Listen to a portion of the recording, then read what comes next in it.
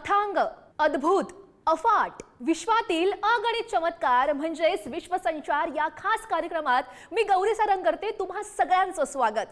पृथ्वीच्या एका टोकापासून दुसऱ्या टोकापर्यंत, तंत्रज्ञानाच्या भरारीपासून ते निसर्गाच्या अद्भुत किमयांपर्यंत काय रंजक आणि काय धक्कादायक, विश्वात नेमकं काय घडतंय, जगभरातील अशाच वेगवान बातम्यांचा आढावा घेऊयात विश्वसंचार या आमच्या स्पेशल बातमीपत्रामधून।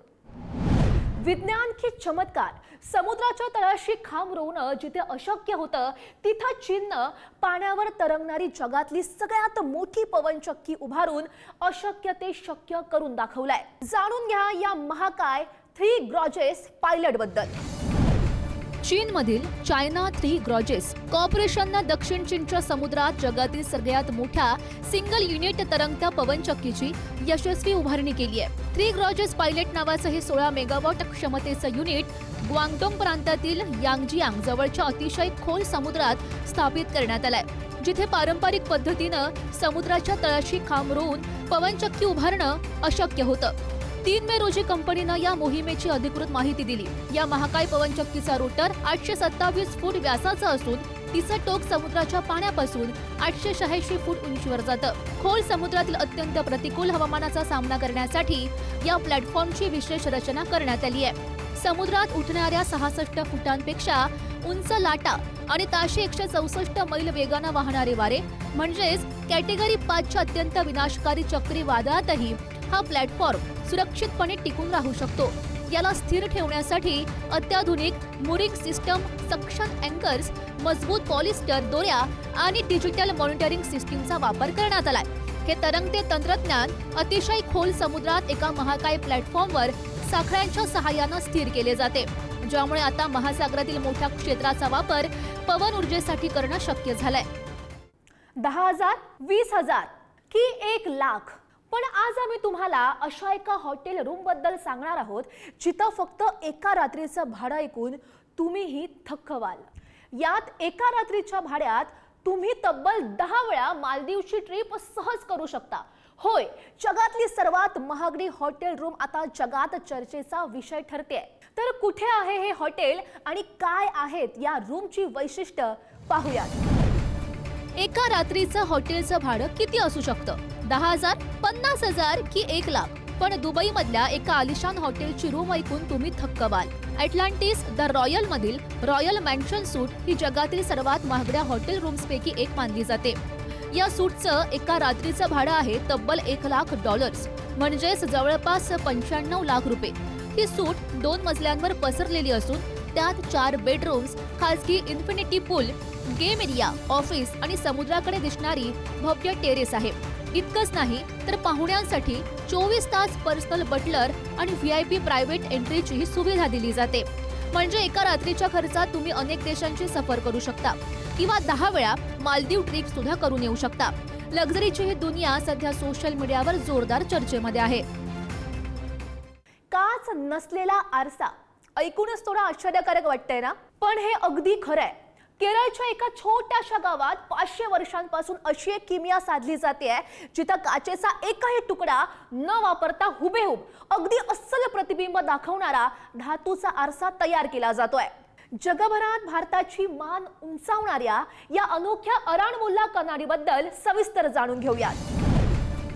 केरळच्या पथानामथिट्टा जिल्ह्यातील अराणमुला या छोट्याशा गावात जगातील एकमेव आणि अत्यंत वैशिष्ट्यपूर्ण धातूचा आरसा तयार केला जातो, ज्याला अराणमुला कन्नाडी म्हणून ओळखलं जातं। हा कोणताही सामान्य काचेचा आरसा नसून तो तांब, टीन आणि निकेल यांच्या एका विशिष्ट आणि अचूक अशा मिश्रणामधून पूर्णपणे हाताने बनवला जातो। सामान्य आरशांमध्ये काचेमुळे सेकंडरी रिफ्लेक्शन होतं, ज्यामुळे प्रतिमा किंचित अस्पष्ट दिसू शकते। या उलट अराणमुला आरशामध्ये प्रकाश थेट धातूच्या पृष्ठभागावरून परावर्तित होत असल्यानं यात अत्यंत स्वच्छ आणि अस्सल प्रतिबिंब दिसतं। सुमारे 500 वर्षांपूर्वी तामिळनाडूच्या तिरुनेलवेली येथून आलेल्या कांस्य शिल्पकारांनी ही कला विकसित केली आहे। त्यांनी केरळमधील प्रसिद्ध पद्मनाभ स्वामी मंदिर आणि पार्थ सारथी मंदिराच्या उभारणीमध्ये मोठं योगदान दिलेलं आहे। या कलेचं अनोखं वैशिष्ट्य लक्षात घेऊन 2005 मध्ये याला GI टॅग देखील मिळालाय. हा आरसा बनवण्याची प्रक्रिया अत्यंत गोपनीय असून सध्या केवळ 19 नोंदणीकृत कारागिरांनाच हा आरसा बनवण्याचा परवाना आहे. 120 अंश सेल्सिअस तापमानाच्या भट्ट्याजवळ काम करून सलग 2 ते 3 दिवस अत्यंत मेहनतीनं पॉलिश केल्यानंतर हा आरसा तयार होतो. मात्र आता या प्राचीन कलेवर संकट घुंगावत आहे, कारण हा आरसा बनवण्यासाठी आवश्यक असणारा साचा तयार करण्यासाठी पंबा नदीच्या पात्रातील जी विशिष्ट माती लागते ती मिळणं आता कठीण झालंय. आपण कोणत्याही देशात गेलो की प्रवासासाठी रस्ते, महामार्ग किंवा गाड्यांचा विचार करतो. पण जरा विचार करा, जर एखाद्या देशात एका शहरातून दुसऱ्या शहरामध्ये जाण्यासाठी एकही रस्ता नसेल तर? हो, हे ऐकायला थोडंसं अजबच वाटेल, पण जगात असाही एक देश आहे जिथे रस्तेच अस्तित्वात नाहीयेत. इथं कार चालत नाही तर प्रवासासाठी हेलिकॉप्टर आणि चक्क डॉग स्लेज म्हणजेच कुत्र्यांच्या गाडीचा वापर करावा लागतो. तर कुठे आहे हा अनोखा देश आणि काय आहे यामागचं रंजक कारण पाहूया. जगातील असा एकमेव देश जिथे शहरांना जोडणारे रस्तेच नाहीत. प्रवासासाठी करावा लागतो हेलिकॉप्टर आणि डॉग स्लेजचा वापर. कल्पना करा, तुम्ही कार घेऊन एका शहरातून दुसऱ्या शहरामध्ये निघालात, पण मध्ये रस्ताच नाही.